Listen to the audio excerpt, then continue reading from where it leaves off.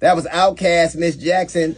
So there are some disturbing trends developing, like people getting snatched off the streets, and men in masks and white vans driving people away, people being spirited away to other countries, people coming into this country and asked to see their phones and being denied access if you said something about somebody political they don't like.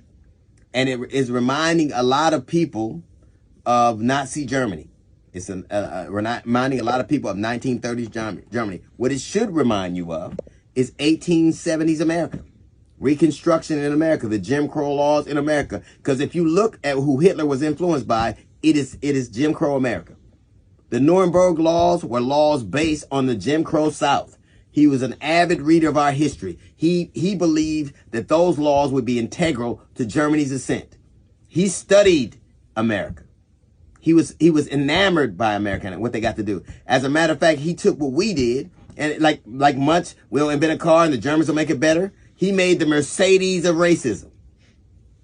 But all of it was based on what he saw in America, from eugenics to making people, like he made Jewish people wear stars because he wanted to differentiate them. We didn't need stars here because we had skin, but that was their skin. That's what he did.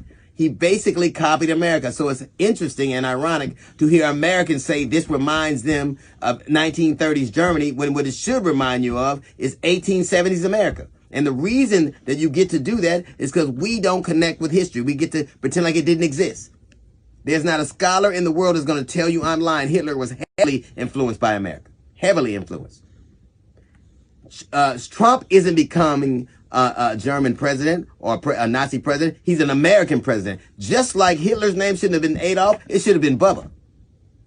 He learned from them. He studied them. He was enamored by them. They influenced him. Eugenics, he learned from California.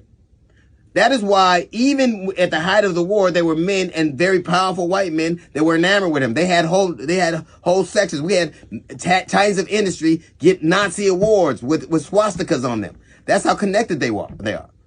As a matter of fact, the one thing I think where we differ is what happened in history. Nazi Germany had to learn the lessons of history.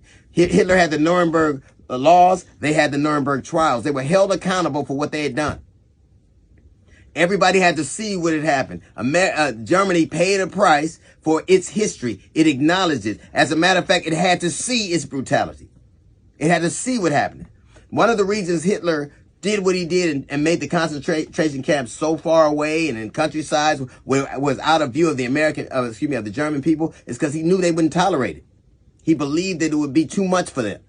And then they would rise up. So one of the things he did to let them off the hook, he moved them away. Another way that we're nowhere near Nazi Germany is there could have never been a Secretary of Defense that divulged secrets like that and live. He would have murdered that Secretary of Defense. He'd had him shot in front of a fire squad because the one thing he asked for was exceptionalism. He asked for that. If Pete Hegseth had done what he did in Nazi Germany, he would be in the front of a firing squad. But there are so many similarities between Nazi Germany and America that people hate to see it. And either you're pretending like you don't know it, or you're being deliberately, you're doing it on purpose. Because America spawned Nazi Germany. Nazi Germany, just like we gave the world rock and roll, just like we gave the world the blues, we gave the world this brand of racism. America did it. He is our child. Frankenstein wasn't the monster. He invented it. America is Germany's Frankenstein. They created him. That's why there's such a connection between our white nationalist movement here and him. They love him here. But what Germany had to do was atone. They had to account. They had to be held accountable for what they did. There are things you cannot do in Germany that you can do now. You can't have the symbols of your brutality, the symbols of your terror. We wear our symbols on our state houses and in our parks. So, whereas history can inform, it can also cleanse. They learned from their history. They were embarrassed by it. They had to see what happened, and they have become a different country. We have never had to deal with our history. There has never been a reckoning. Even right now, one of the things you see, what you think is indifference with black people, it isn't. It is familiarity. We have seen it before.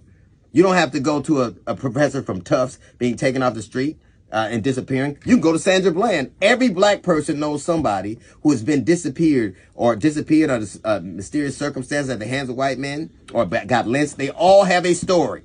And this looks familiar to them.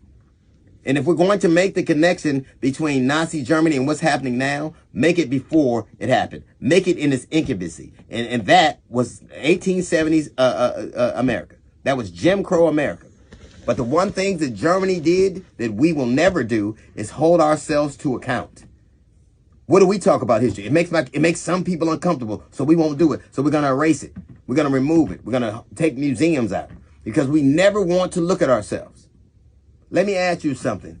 There's a significant difference between 2025 Germany and 1870 America.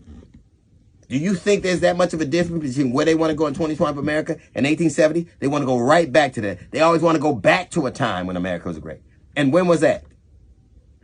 People forgot, and people are either conveniently or just having never known how interconnected the Nazi regime and their tactics were to America's racism, America's Jim Crow laws.